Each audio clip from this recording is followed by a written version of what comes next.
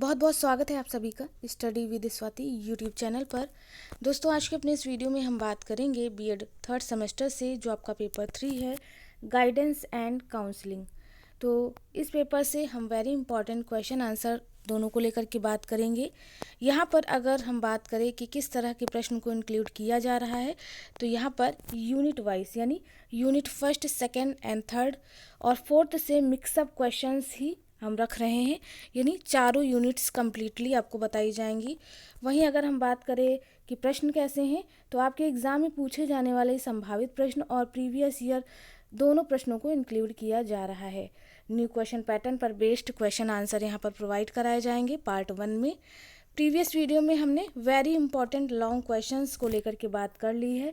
26 long आपके question हैं, बस आपको यही 26 लॉन्ग क्वेश्चन जो हैं तैयार करने हैं। इससे बाहर आपको कुछ भी नहीं पढ़ना है। वेरी इंपॉर्टेंट लॉन्ग क्वेश्चंस की बात करें तो प्रीवियस वीडियो में मैंने इन 26 क्वेश्चंस को लेकर के पूरी तरह से बात की थी और बताया था कि आपको इसके अलावा कुछ नहीं पढ़ना है, क्योंकि सभी यूनिट्स के ये मिक्सअप क्वेश्चन हैं। प्रीवियस ईयर और संभावित प्रश्न इन दोनों को लेकर के बात की जा रही है। और अब आप यूनिट वाइज चीज़ें पढ़ने मत बैठिए कि क्या पढ़ना क्या नहीं। अगर आपने अभी तक बिल्कुल भी नहीं पढ़ा है तो बस यही क्वेश्चंस आप तैयार कर लीजिए। आपके एग्ज़ाम के पॉइंट ऑफ व्यू से बहुत इम्पॉर्टेंट होने वाले हैं ये सभी प्रश्न। तो इस तरह से आप देख पा रहे हैं ये हो गए 26 क्वेश्चंस। यहाँ पर इन सभी क्वेश्चंस को हम पार्ट वाइज डिवाइड करके इनके आंसर से कंपेयर करके इन चीज़ों को पढ़ाएंगे। तो आज के इस वीडियो में ये आपका पार्ट 1 रहेगा। पार्ट 1 में लगभग हम 26 क्वेश्चंस को लेकर के बात करेंगे उनके आंसर के साथ। तो चलिए दोस्तों, आज के अपने इस वीडियो को हम शुरू करेंगे क्वेश्चन नंबर 1 से। तो क्वेश्चन नंबर 1 पूछा है कि शैक्षिक निर्देशन क्या है, माध्यमिक स्तर पर इसकी क्या आवश्यकता है, यानी what is educational guidance, why is it needed eight secondary level. तो देख लेते हैं शैक्षिक निर्देशन है क्या और माध्यमिक स्तर पर इसकी क्या आवश्यकता है। तो यहाँ पर आप देख पा रहे हैं शैक्षिक निर्देशन का earth and meaning and definitions of educational guidance. तो दिया है कि शैक्षिक निर्देशन सेवा का एक अति महत्वपूर्ण प्रकार है। यह छात्र जीवन में बहुत ही महत्वपूर्ण है। जब एक छोटा बच्चा विद्यालय में प्रवेश लेता है तो उसे घर परिवार के वातावरण से विद्यालय का वातावरण बिल्कुल यह नया मिलता है। इस नए विद्यालयी वातावरण में उसे अनेक समस्याओं का सामना करना पड़ता है। इन समस्याओं के कारण प्रत्येक छात्र विद्यालयी वातावरण में अपने को समायोजित करने में सक्षम नहीं हो पाता। इसीलिए छात्रों के विकास हेतु अनुकूलन परिस्थितियां एवं विकास के अवसर उत्पन्न कराने तथा विद्यालयी वातावरण से सामंजस्य स्थापित करने हेतु विद्यालय में योग्यता विकसित करने, जागरूकता व संवेदना उत्पन्न करने के लिए निर्देशन की आवश्यकता पड़ती है। इसी निर्देशन के द्वारा वह अधिगम के निर्धारित उद्देश्यों, परिस्थितियों एवं उपकरणों आदि का चयन करने में स्वयं सक्षम बनता है। यही निर्देशन शैक्षिक निर्देशन है। तो दोस्तों, ये रहा शैक्षिक निर्देशन का अर्थ। और भी पॉइंट दिए हुए हैं शैक्षिक निर्देशन के बारे में, आप इसे खुद से भी पढ़ सकते हैं। ठीक है, चलिए इसकी डेफिनेशंस देख लेते हैं। अलग अलग ऑथर्स के अकॉर्डिंग अलग अलग डेफिनेशंस इनकी दी हैं। मैंने आपको बताया था कि आप मिनिमम 2 तैयार कर लीजिए अच्छे से, क्योंकि लॉन्ग क्वेश्चन है, बिना डेफिनेशंस के सही नहीं लगेगा, आपको याद करना ही पड़ेगा। ठीक है, अगर आप ऑथर्स का नाम भूल जाएं टाइम पे तो कुछ भी बना कर डाल सकते हैं। तो जी.ई. मायर्स के अनुसार इन्होंने बताया कि शैक्षिक निर्देशन विद्यालय के विकास या शिक्षा के लिए अनुकूल परिस्थितियां उत्पन्न करने हेतु विद्यालय के विभिन्न गुणों, विशेषताओं एवं विकास के अवसरों और आवश्यकताओं के विभिन्न समूहों के बीच संबंध स्थापित करने वाली प्रक्रिया है। ठीक है, ये है मायर्स के अकॉर्डिंग शैक्षिक निर्देशन। यही बात अकॉर्डिंग टू जे.ई. मायर्स ने इंग्लिश में भी कही है। इसको आप चाहे तो इंग्लिश में भी समझ सकते हैं। इसी तरह से जोन्स ने भी अपनी परिभाषा दी है। इन्होंने बताया कि शैक्षिक निर्देशन का संबंध विद्यार्थियों को प्रदान की जाने वाली सहायता से है, जिन्हें विद्यालय पाठचर्या या पाठ्यक्रम एवं विद्यालयी जीवन से संबंधित चयन एवं समायोजन के लिए अपेक्षित है। नेक्स्ट इम्पोर्टेंट है, वेबर के अनुसार इन्होंने बताया कि शैक्षिक निर्देशन को व्यक्ति के बौद्धिक विकास में सहायता प्रदान करने के सचेतन प्रयास के रूप में परिभाषित किया जा सकता है। शिक्षण या अधिगम के लिए किए गए सभी प्रयास या क्रिया शैक्षिक निर्देशन के अंतर्गत माने जाते हैं। तो दोस्तों ये थी इम्पॉर्टेंट डेफिनेशंस। आप चाहें तो अपने अकॉर्डिंग कोई भी याद कर सकते हैं। आपके पास बुक वगैरह हो या फिर नोट्स में आपने नोट डाउन किया हो तो इन्हें आप ज़रूर याद करके जाएं। बहुत बहुत इम्पॉर्टेंट है। चलिए, माध्यमिक स्तर पर शैक्षिक निर्देशन की कार्य या आवश्यकताएं देख सकते हैं। क्योंकि कार्य और आवश्यकताओं दोनों को एक ही में कंसीडर किया जाता है, इसलिए यहाँ पर मैंने कार्य को रख दिया है। इसमें दिया है functions of educational guidance at secondary level. दिया है कि जब छात्र माध्यमिक स्तर की शिक्षा में प्रवेश लेता है तब यहाँ से उनकी विकास प्रक्रिया का अलग सोपान आरंभ होता है। इस समय उनमें सोचने, समझने, कार्य करने एवं नई बातों के प्रति जिज्ञासा आदि की आदतें बन चुकी होती हैं तथा विद्यालय शिक्षक एवं अपनी शिक्षा के प्रति उनमें एक निश्चित दृष्टिकोण बन चुका होता है। उनकी रुचियाँ, अभिरुचियाँ आदि स्पष्ट हो चुकी होती हैं। उनकी बुद्धि और क्षमता के स्तर का अनुमान लगाया जा सकता है। और भी काफ़ी सारी चीज़ें दी हैं। आगे दिया है कि शारीरिक एवं बौद्धिक परिपक्वता से छात्र के व्यक्तित्व में स्थिरता आने लगती है। इस समय विद्यार्थी अपने भविष्य के कार्यक्रम के विषय में सोच सकता है, अपनी क्षमताओं को समझ सकता है, कार्य विचार की उचित आदतों का विकास करने में समर्थ है, पाठ्यक्रम चयन में अपने विवेक का प्रयोग कर सकता है। इन सभी बातों को ध्यान में रखते हुए इस स्तर पर निर्देशन सेवा प्रदान की जाती है। और इसके संदर्भ में एक डायग्राम भी है, बहुत प्यारा सा, आप इसे बना सकते हैं। क्योंकि जो डायग्राम है उसका इम्प्रेशन काफ़ी पड़ता है अगर आप अपने आंसर में डायग्राम के साथ चीज़ों को एक्सप्लेन करते हैं।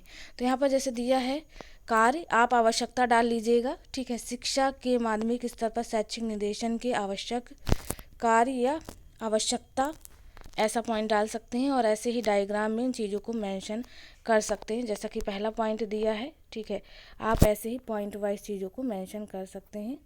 ये सारे पॉइंट हैं, बहुत इंपॉर्टेंट है। इन 5 पॉइंट हैं, आप इन पाँचों पॉइंट को अच्छे से याद कर लीजिएगा। वीडियो पॉज करके इन चीज़ों को देख लीजिएगा। एंड टाइम पे, मतलब आपके एग्ज़ाम के एक दिन पहले आपको PDF भी प्रोवाइड करा दूँगी मैं। तो ये सारी चीज़ें हो गई। अगर हम बात करें शिक्षा के माध्यमिक स्तर पर शैक्षिक निर्देशन के मुख्य आवश्यकताएं या कार्यों की, तो ये था पहले क्वेश्चन का आंसर। चलिए नेक्स्ट इम्पॉर्टेंट क्वेश्चन देख लेते हैं उसके आंसर के साथ। जितने भी क्वेश्चन आपको बताए जा रहे हैं आप बिल्कुल भी स्किप मत करिएगा। इससे ज़्यादा आपको पढ़ना नहीं, इससे कम आपको पढ़ना नहीं है, ठीक है। इस चीज़ का आप ध्यान दीजिएगा। चलिए नेक्स्ट इम्पॉर्टेंट क्वेश्चन है हमारा। क्वेश्चन नंबर 2 पूछा है कि निर्देशन के अर्थ, अवधारणा तथा प्रकृति पर निबंध लिखिए। Right an essay on meaning, concept and nature of guidance. तो इस क्वेश्चन का आंसर भी हम देख लेते हैं। तो दोस्तों ये रहा कॉन्सेप्ट ऑफ गाइडेंस। सबसे पहले आप कॉन्सेप्ट डालेंगे, फिर डेफिनेशन, मीनिंग एंड डेफिनेशन, उसके बाद अदर चीज़ें आप इंक्लूड करेंगे। तो निर्देशन का कॉन्सेप्ट काफ़ी बड़ा है, आपको इतना नहीं लिखना है। आप इनमें से कुछ चीज़ें पढ़ सकते हैं क्योंकि आपका इतिहास टाइप का होता है कॉन्सेप्ट, कि मनुष्य एक बुद्धिमान एवं विवेकशील प्राणी है। मनुष्य की यही बुद्धिमत्ता एवं विवेकशीलता उसे अन्य प्राणियों से भिन्न करती है एवं सभी प्राणियों में उसे सर्वोच्च स्थान प्रदान करती है। क्योंकि कॉन्सेप्ट पूछा है तो कॉन्सेप्ट आप थोड़ा सा लिख दीजिएगा निर्देशन का प्रत्यय डाल करके। उसके बाद ये चीज़ें आप खुद से भी पढ़ के डाल सकते हैं। तो ये चीज़ें मैं दिखा दे रही हूँ, आप खुद से पढ़ के लिख लीजिएगा, ठीक है। कॉन्सेप्ट के बाद मेन जो होता है आपकी मीनिंग एंड डेफिनेशंस होती हैं।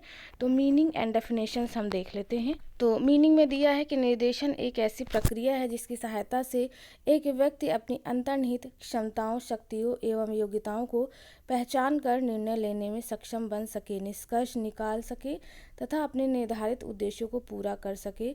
निर्देशन के द्वारा व्यक्ति अपनी क्षमता, योग्यता, मानसिक स्तर, व्यक्तित्व आदि के विषय में ज्ञान प्राप्त करता है। निर्देशन के द्वारा व्यक्ति समस्या का समाधान नहीं करता बल्कि वह इस योग्य बनता है कि उसे समस्या का समाधान कर सके। निर्देशन के फलस्वरूप व्यक्ति अपनी योग्यताओं, क्षमताओं एवं कौशलों आदि की पहचान करता है और उनका समुचित उपयोग कर अपने कार्यक्षेत्र में सफलता प्राप्त करता है तथा निर्धारित उद्देश्यों को सरलता एवं सफलतापूर्वक करता है। उदाहरण के तौर पर भी चीज़ें दी हैं कि जब एक छोटा बच्चा घर से बाहर निकलता है तो उसके माता पिता उसे अनेक निर्देश देते, जैसे कि कैसे बात करनी है, कैसे खाना खाना है, खाना खाने के बाद कैसे पानी पीना है, कैसे सड़क पार करनी, कैसे पार्क में खेलना है, किसके साथ खेलना है। तो ये सारे देखिए निर्देश हैं, यानी गाइड कर रहा है बच्चों को पेरेंट्स। तो इससे आप कंसीडर कर सकते हैं कि जो गाइडेंस है वो बहुत ज़रूरी है हमारे जीवन में, चाहे वह माता पिता का हो, चाहे दोस्त का हो, चाहे टीचर्स का हो, चाहे किसी का भी हो, ठीक है। तो ये गाइडेंस हमें ध्यान रखना चाहिए। यही सारी चीज़ें गाइडेंस में दी हैं। आगे भी कई सारे पॉइंट दिए हैं, मेन जो था मैंने आपको बता दिया, ठीक है। यहाँ पर देखिए शाब्दिक रूप से निर्देशन का अर्थ निर्देश देना है जो कि आदेश से भिन्न होता है। आदेश में अधिकार का बोध होता है एवं निर्देशन में सलाह का। इस प्रकार निर्देशन किसी मनुष्य को दी जाने वाली सलाह या सहायता है। ये आप लिख देंगे ना अर्थ में, तब भी बहुत सही रहेगा।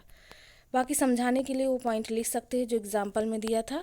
आगे दिया है निर्देशन शब्द अंग्रेजी भाषा यानी गाइडेंस का हिंदी अनुवाद या रूपांतरण है। गाइडेंस का अर्थ होता है किसी व्यक्ति को उसके लाभ या कल्याण के लिए आवश्यक सूचना प्रदान करना एवं तदनुरूप उसका पालन कराना। इस प्रकार संक्षेप में कहा जा सकता है कि निर्देशन किसी व्यक्ति को उसके कल्याण का सलाह, सूचना, सहायता प्रदान करने वाली वह प्रक्रिया जिसके माध्यम से व्यक्ति अपनी अंतर्निहित शक्तियों, योग्यताओं, क्षमताओं एवं कौशलों की पहचान कर निर्णय लेने, समस्या हल करने, निष्कर्ष निकालने एवं अपने निर्धारित उद्देश्यों को पूरा करने योग्य बनता है तथा जिसका मुख्य उद्देश्य स्वनिर्देशन है। निर्देशन में केंद्र बिंदु निर्देशन प्राप्त करने वाला स्वयं होता है, ना कि उसकी समस्या।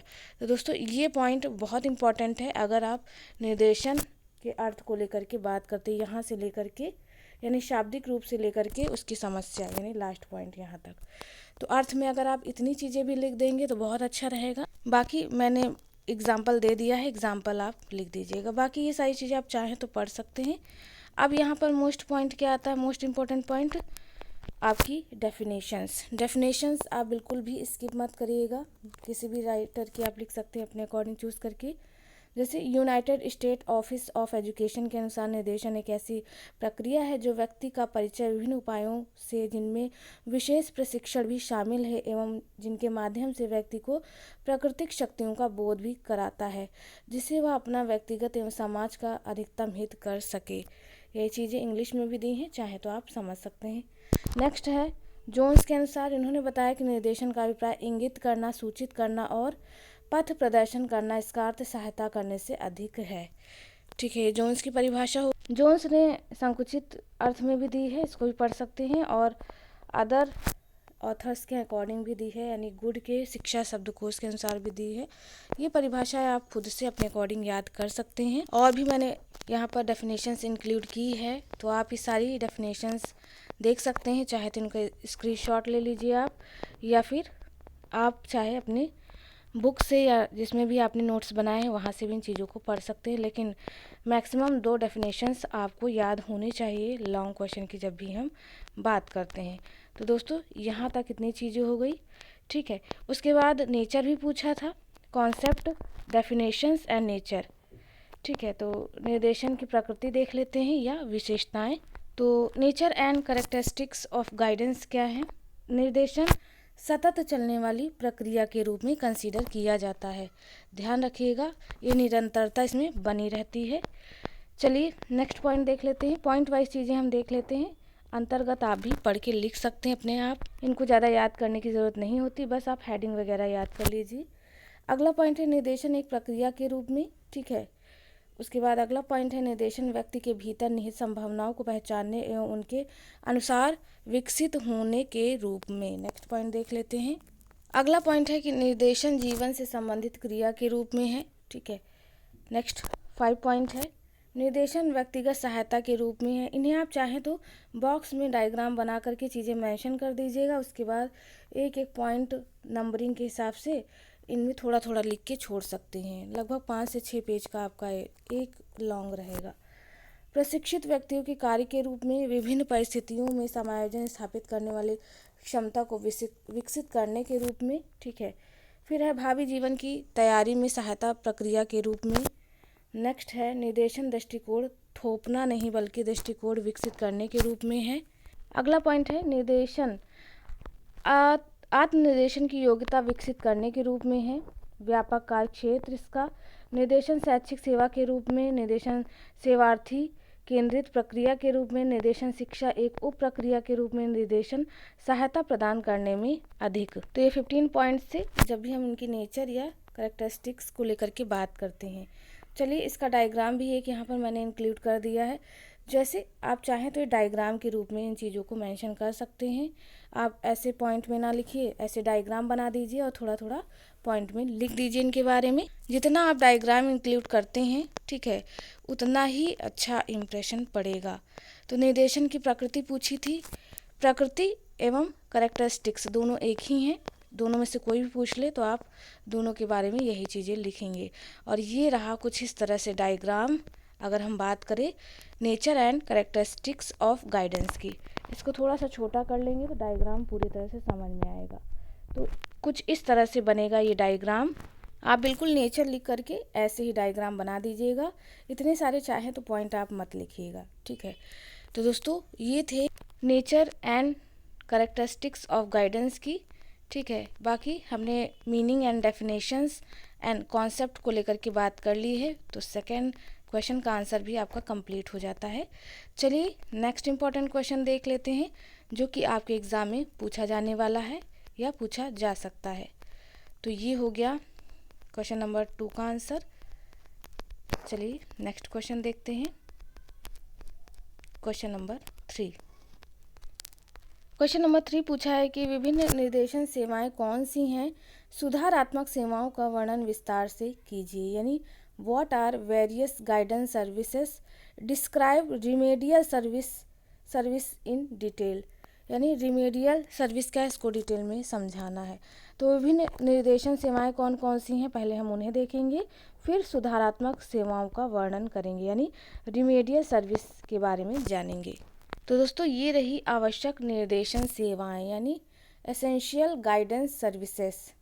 काफ़ी सारी चीज़ें दी हुई हैं। दिया है कि सेवाओं का एक समूह जो व्यक्तियों को ज्ञान व कौशल का उपयोग, जीवन की व्याख्या करने तथा योजना बनाने में सहयोग करती है, निर्देशन सेवाएं कहलाती हैं। विद्यालय में निर्देशन सेवाएं छात्र तथा शिक्षक दोनों के लिए होती हैं। विद्यालय में निर्देशन सेवा कार्यक्रम के माध्यम से छात्रों को ज्ञान, कौशल, सामाजिक दृष्टि से जिम्मेदार परिपक्व बनाता है। निर्देशन सेवाओं के माध्यम से शिक्षक छात्रों की व्यक्तिगत योग्यता को ध्यान में रखकर उनका अलग अलग दिशा में विकास कर सकता है। निर्देशन एवं परामर्श सेवाएं एक संगठित क्रियाकलाप हैं जो समावेशी छात्रों की आवश्यकता की पूर्ति के लिए सहायता करती हैं। निर्देशन एवं परामर्श मुख्यतः विद्यार्थियों के लिए हैं, लेकिन जब एक विद्यार्थी से संबंधित सभी प्रकार की सेवाओं का आयोजन विद्यालय में नहीं किया जाता है, तब वह निर्देशन एवं परामर्श का कार्य सुचारू रूप से ऐसे नहीं किया जा सकता। समावेशी छात्रों का अध्ययन करते समय निर्देशन एवं परामर्श की दृष्टि से यह आवश्यक है कि उसकी बुद्धि, अभिरुचियों, योग्यताओं, शैक्षिक उपलब्धियों एवं व्यक्तित्व सभी कुछ सेवाओं का आयोजन करना चाहिए। आगे दिया है इन सेवाओं के द्वारा माता पिता बच्चों के भविष्य की सही योजना बना सकते हैं। निर्देशन सेवाएं छात्रों की शारीरिक, सामाजिक, भावनात्मक और बौद्धिक विशेषताओं को समझने में सहायता करती है। तो कौन कौन सी विद्यालय में आवश्यक निर्देशन सेवाएं हैं, ये रही सारी लिस्ट। पहला क्या है, ओरिएंटेशन सर्विस, ये क्या है, अभिन्यास सेवा। दूसरा है परामर्श सेवा यानी काउंसलिंग सर्विस। उपचारात्मक सेवा यानी रिमेडियल सर्विस। इंफॉर्मेशन सर्विस यानी सूचना सेवा। नियुक्ति यानी प्लेसमेंट सर्विस। अनुवर्ती सेवा यानी फॉलो अप सर्विस। व्यक्तिगत अनुसूचित सेवा यानी इंडिविजुअल इन्वेंटरी सर्विस। 8 है आधार सामग्री संग्रह सेवा यानी डाटा कलेक्शन सर्विस। नेक्स्ट है व्यवसाय संबंधित सेवा यानी ऑक्यूपेशनल इंफॉर्मेशन सर्विस। नेक्स्ट है मूल्यांकन एवं अनुसंधान सेवा यानी इवैल्यूएशन एंड रिसर्च सर्विस। तो दोस्तों ये थी सेवाएं। अगर हम बात करें आवश्यक निर्देशन सेवाओं की, तो ये तो व्याख्या थोड़ी सी कर दी कि क्या है आवश्यक निर्देशन सेवाएं, लेकिन मेन जो ये 10 पॉइंट्स हैं ये बहुत इम्पॉर्टेंट हैं, इनको आप याद कर लीजिएगा और जैसे कि डायग्राम के माध्यम से ही इन्हें आप लिखिएगा, ठीक है। बॉक्स बना करके चीज़ें मेंशन करिएगा। रिमेडियल सर्विस के बारे में पूछा था कि रिमेडियल सर्विस क्या है, तो देख लेते हैं। उपचारात्मक सेवा इस तथ्य में कोई संदेह नहीं कि अनेक सक्षम बालकों की क्रिया पद्धति में बोलने, सुनने, पठन एवं अध्ययन आदतें आदि गंभीर रूप से बाधा डाल सकती हैं तथा उनकी प्राप्त योग्यताओं को प्रतिबंधित करती हैं, जिसका उचित व्यक्तित्व के निर्माण में महत्वपूर्ण योगदान हो सकता है। उपचारात्मक सहायता का प्रबंधन इन क्षेत्रों या इन जैसे अन्य क्षेत्र कॉलेजों या विश्वविद्यालयों में बनाए जाने की आवश्यकता है। लगभग समस्त छात्रों अध्ययन कौशल में कुछ प्रशिक्षण से लाभ प्राप्त कर सकते हैं या प्रयास उनकी पहचान के लिए किए जाने चाहिए जो पठन कौशल एवं मौखिक भाषण क्षमता औसत से कम है। विशिष्ट प्रबंधन उन्हें इन बाधाओं को दूर करने में सक्षम बना सकता है। टेप रिकॉर्डर की सहायता से कम कीमत पर वाणी अभिव्यक्ति का प्रबंधन किया जा सकता है।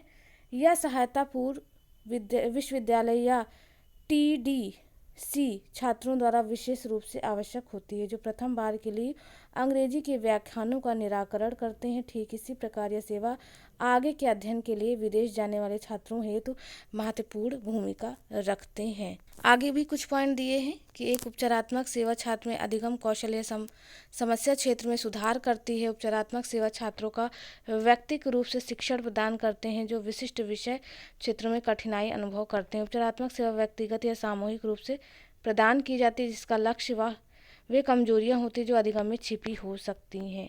तो यहाँ पर रिमेडियल सर्विस क्या है आप पहचान पाए होंगे।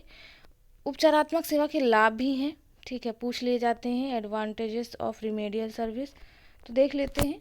मूल कौशल अधिगम, पुनर्बलन यानी रेनफोर्समेंट, संप्रेषण कौशल यानी कम्युनिकेशन स्किल्स, व्यवहार एवं प्रेरणा, बिहेवियर एंड मोटिवेशन। तो ये थे मेरिट्स, इन्हें भी आप देख लीजिए, ठीक है। ये वैसे बहुत इंपॉर्टेंट तो नहीं है लेकिन इन मेरिट्स को आप पढ़ करके चीज़ें और अच्छे से समझ सकते हैं। तो दोस्तों यहाँ पर हमने थर्ड क्वेश्चन के आंसर को बात कर ली है, यानी थर्ड क्वेश्चन में आपका रिमेडियल सर्विस पूछा था और आपकी आवश्यक निर्देशन सेवाओं के बारे में पूछा था। चलिए नेक्स्ट इंपॉर्टेंट क्वेश्चन नंबर 4 देख लेते हैं। नेक्स्ट इंपॉर्टेंट क्वेश्चन नंबर 4 है समाहार परामर्श से आप क्या समझते हैं, इसके लाभ तथा सीमाएं क्या हैं, यानी what do you understand by elective counselling, mention its advantages and limitations. तो देख लेते हैं क्या है समाहार परामर्श, ठीक है, और इसके लाभ हानि क्या है। तो दोस्तों ये रहा मीनिंग ऑफ इलेक्टिव काउंसलिंग यानी समाहारक परामर्श का अर्थ क्या है। समाहारक परामर्श देख लेते हैं इसकी मीनिंग। इस परामर्श को अन्य नाम जैसे संग्राही परामर्श, समन्वित परामर्श, मध्य वर्गीय या मिश्रित परामर्श आदि नामों से जाना जाता है। तो देखिए अगर आप एग्ज़ाम में कंफ्यूज हो रहे हों तो सबसे पहले आप इंग्लिश पोर्शन को पढ़ लीजिए कि क्वेश्चन क्या पूछ रहा है, क्योंकि इंग्लिश में एक ही अर्थ रहेगा इलेक्टिव काउंसलिंग, ठीक है। इससे आप इसके अन्य नामों से भी क्वेश्चन पूछे तो आप कंफ्यूज नहीं होंगे। दिया है इससे आदि नामों से जाना जाता है। इसके मुख्य प्रवर्तक FC थोंड एवं एलन बोल्डिन को माना जाता है। जब कभी ऐसी परिस्थिति आती है जिसमें कोई व्यक्ति सेवार्थी निर्देशनात्मक एवं अनिर्देशनात्मक दोनों प्रकार के परामर्श से असहमत होता है, ऐसी परिस्थिति के लिए परामर्श का एक अन्य स्वरूप विकसित किया गया है जिसे समाहारक या समन्वित या संग्रही या मिश्रित या मध्यमार्गी परामर्श के नाम से जानते हैं। जैसा कि नाम से ही स्पष्ट है, इस परामर्श में निर्देशात्मक एवं अनिर्देशात्मक दोनों प्रकार के परामर्श की विशेषताओं को सम्मिलित किया जाता है, इसलिए इसे मिश्रित परामर्श के नाम से भी जाना जाता है। इस प्रकार से ये निर्देशात्मक एवं अनिर्देशात्मक दोनों के बीच का मार्ग है, अतः इसे मध्यमार्गी परामर्श भी कहा जाता है। और काफ़ी सारी चीज़ें इसके बारे में आगे भी कुछ पॉइंट दिए हैं, जैसे इस परामर्श की प्रक्रिया लचीली होती है, आवश्यकता के अनुसार इसमें समायोजन कर लिया जाता है। इसमें परामर्शदाता ना अधिक सक्रिय रहता ना ही निष्क्रिय। इसकी प्रकृति के अनुरूप इसमें आवश्यक होने पर सेवार्थी या परामर्श प्राप्तकर्ता के हित को ध्यान में रखते हुए भावात्मक अभिव्यक्ति को नियंत्रित किया जाता है। इसमें परामर्शदाता पूर्णतः तटस्थ नहीं रहता। इसमें अनावश्यक रूप से सेवार्थी को अत्यधिक महत्व नहीं दिया जाता है। परिस्थिति के अनुसार सेवार्थी या परामर्थी प्राप्तकर्ता एवं परामर्शदाता के संबंधों में कुछ आधिकारिकता दूरी बनी रहती है। ये सारी चीज़ें दी हुई हैं, समाहारक परामर्श के बारे में। तो चाहे तो आप इनको अच्छे से पढ़ करके लिख सकते हैं अपने अकॉर्डिंग। ठीक है, यहाँ पर बात हो गई इलेक्टिव काउंसलिंग की। इनके लाभ और सीमाएं पूछा था, उसको भी देख लेते हैं। तो merits and advantages of elective counselling, क्या कुछ हैं गुण। पहला पॉइंट देखेंगे। पहला पॉइंट है समाहारक परामर्श की प्रक्रिया एक लचीली प्रक्रिया है जिसमें निर्देशात्मक परामर्श एवं अनिर्देशात्मक परामर्श दोनों के गुणों को आत्मसात किया जाता है। नेक्स्ट पॉइंट है, इसमें परामर्शदाता एवं प्रार्थी या सेवार्थी दोनों सक्रिय रहते हैं। तीसरा है, इसमें सेवार्थी की आवश्यकता को ध्यान में रखकर ही उपयुक्त विधियों का चयन किया जाता है। नेक्स्ट पॉइंट है, इससे प्राप्त सूचनाएं अपेक्षाकृत अधिक विश्वसनीय एवं वैध होती हैं। अगला पॉइंट है, इसमें सेवार्थी को भाव एवं विचार अभिव्यक्त करने के लिए स्वतंत्र अवसर मिलते हैं। नेक्स्ट पॉइंट है, परामर्शदाता को समन्वयवादी दृष्टिकोण परामर्श प्राप्तकर्ता सेवार्थी या प्रार्थी को अधिक से अधिक लाभ पहुंचाने का प्रयास करते हैं या करता है। नेक्स्ट पॉइंट है, इसमें परामर्शदाता सेवार्थी की समस्या के हल के विषय में निर्णय लेने में भी सहायता करता है एवं अंतर्दृष्टि भी उत्पन्न करने में सहायता या सहायक बनता है। नेक्स्ट पॉइंट, इसमें अपेक्षाकृत कम समय लगता है। तो दोस्तों ये थे मेरिट्स। देख लेते हैं डीमेरिट्स या लिमिटेशंस कौन कौन सी हैं। तो पहला है, समाहारक परामर्श निर्देशात्मक परामर्श एवं अनिर्देशात्मक परामर्श का मिला जुला रूप है, लेकिन व्यवहारिक रूप से दोनों को मिश्रित करना एक कठिन कार्य है। नेक्स्ट पॉइंट है, इस परामर्श के अंतर्गत उपयोग की जाने वाली प्रविधियां युक्तियां अस्पष्ट एवं अवसरवादी हैं। नेक्स्ट पॉइंट है, सेवार्थी या परमार्थी प्राप्तकर्ता को कितनी स्वतंत्रता प्रदान की जाए इस विषय में कोई निश्चित नियम निर्धारित नहीं है। तो दोस्तों ये थी समाहारक परामर्श की कमियां या सीमाएं या इन्हें दोष भी कह सकते हैं। एक और चीज़ इससे संबंधित पूछी जा सकती है। ठीक है, समाहारक परामर्श प्रक्रिया के सोपान यानी स्टेप्स पूछे जा सकते हैं, कितने हैं। तो स्टेप्स आप देख लीजिए, 5 स्टेप्स हैं, इससे ज़्यादा स्टेप्स नहीं हैं, आप इन्हें पढ़ लीजिए बस काफ़ी रहेगा। तो स्टेप्स में पहला है, समाहारक परामर्श प्रक्रिया के सोपान में सेवार्थी की आवश्यकताओं व्यक्तियों की विशेषताओं का ध्यान, प्रविधियों का चयन और उनका उपयोग में लाना, प्रभावशीलता का मूल्यांकन, परामर्श की तैयारी और सेवार्थी या परामर्श प्राप्त करते हुए अन्य व्यक्तियों का अभिमत प्राप्त करना है। 5 स्टेप्स हैं, इन 5 स्टेप्स को आप अच्छे से याद करिएगा। ठीक है, जितने भी मेन चीज़ें थी इनसे संबंधित मैंने आपको बता दी। चलिए नेक्स्ट इंपॉर्टेंट क्वेश्चन का आंसर देख लेते हैं। Question number 5।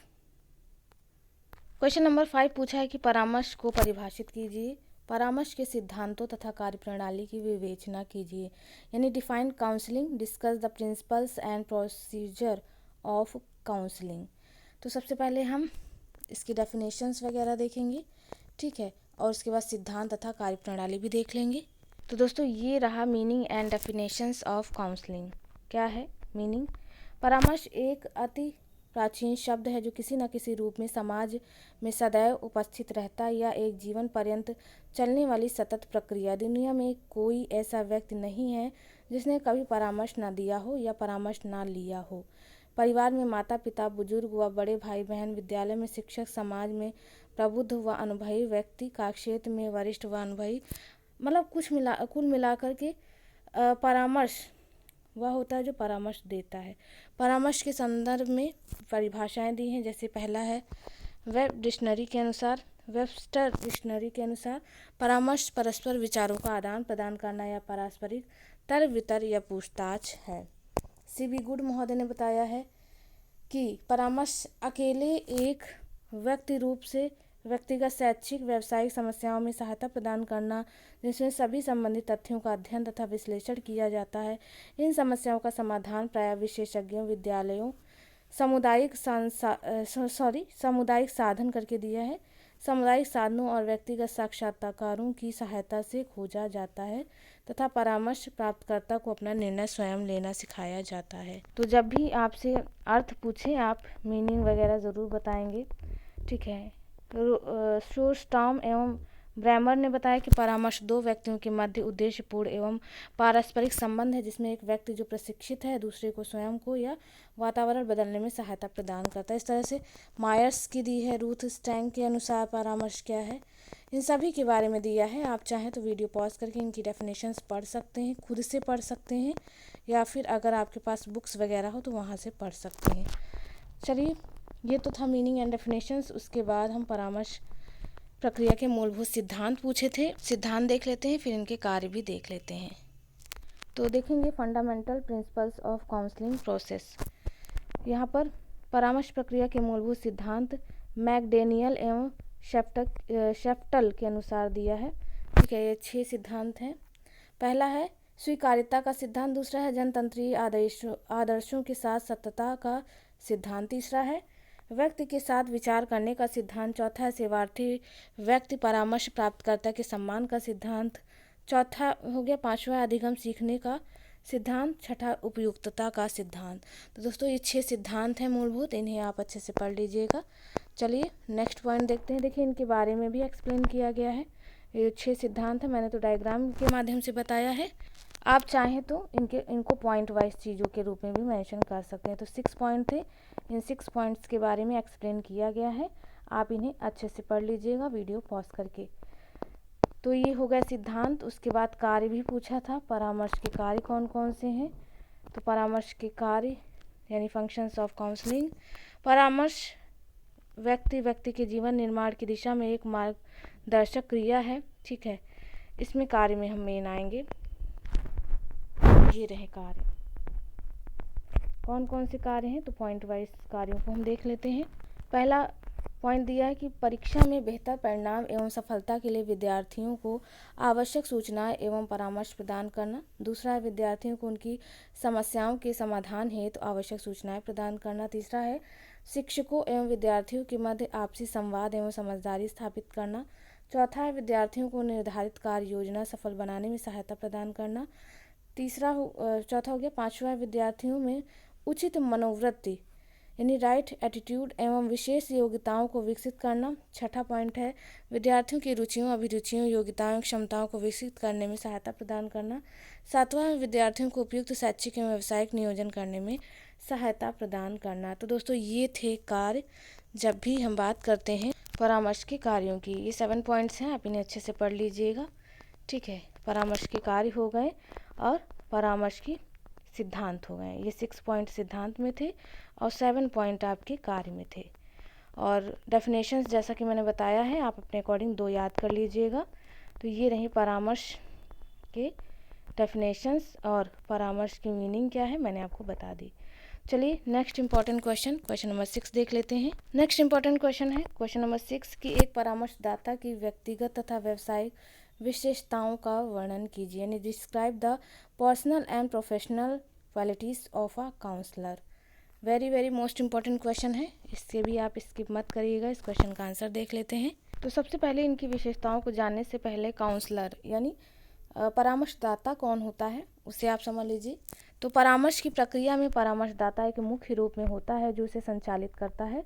इस प्रक्रिया में परामर्शदाता की महत्वपूर्ण भूमिका होती है। परामर्श प्रक्रिया की सफलता काफ़ी सीमा तक परामर्शदाता की प्रतिभा, ज्ञान, दृष्टिकोण एवं अनुभव पर निर्भर करती है। इसकी संपूर्ण प्रक्रिया परामर्शदाता के व्यक्तित्व, अनुभव, कार्य एवं गुणों से प्रभावित करती है। एक प्रकार से परामर्शदाता वह व्यक्ति होता है जो परामर्श प्रक्रिया का आधार होता है और परामर्श की संपूर्ण प्रक्रिया में एक धुरी की भांति कार्य करता है। परामर्श की प्रक्रिया में परामर्शदाता की भूमिका एवं कार्य को समझने से पहले आवश्यक है कि एक योग्य, सक्षम एवं सफल परामर्शदाता की विशेषताओं एवं गुणों का अध्ययन किया जाए। तो दोस्तों जो इनकी विशेषताएं और गुण हैं वह चाहे व्यावसायिक रूप से हो चाहे शैक्षिक रूप से, सब तरह से एक ही कंसीडर किए जाते हैं। तो एक अच्छे परामर्शदाता के गुण और विशेषताएं ही व्यावसायिक गुण कहलाएंगे। चलिए देख लेते हैं कौन कौन से इनके गुण होते हैं। पहला है व्यक्तित्व संबंधी गुण या विशेषताएं। ठीक है, व्यक्तित्व में विनम्रता, जैसे स्वभाव में इनका विनम्र होना चाहिए इनको। ठीक है, नेक्स्ट पॉइंट है सहयोगात्मक व्यवहार होना चाहिए, यानी कोऑपरेटिव बिहेवियर इनका होना चाहिए। नेक्स्ट पॉइंट देख लेते हैं व्यापक रुचि होनी चाहिए।